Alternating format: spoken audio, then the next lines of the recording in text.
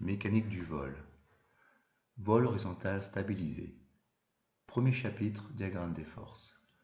Nous allons donc étudier un avion qui effectue un vol horizontal stabilisé, ce qui veut dire à vitesse constante.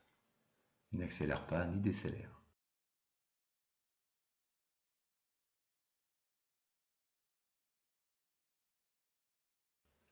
Nous allons tracer cette horizontale et nous allons y appliquer l'ensemble des forces. Nous allons commencer par le poids, une force qui est toujours verticale et qui est dirigée vers le centre de la Terre. Puis, la force qui s'y oppose, la portance, qu'on appellera Fz. Ces deux forces sont positionnées sur l'axe de sustentation.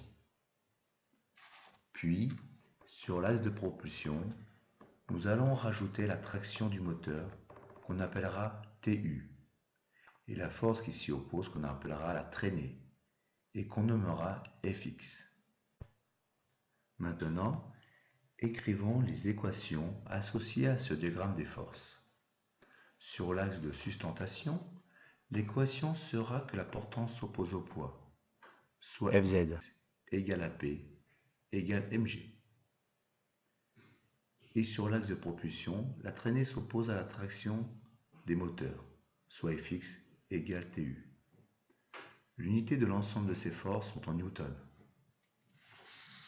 Je vous parle d'une autre force, Tn, qui correspond à la force qui permet de vaincre la traînée, soit Tn est toujours égale mais opposée à Fx.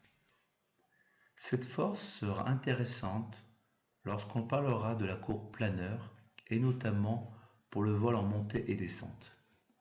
Dans notre exemple, en vol horizontal stabilisé, Tn égale Tu.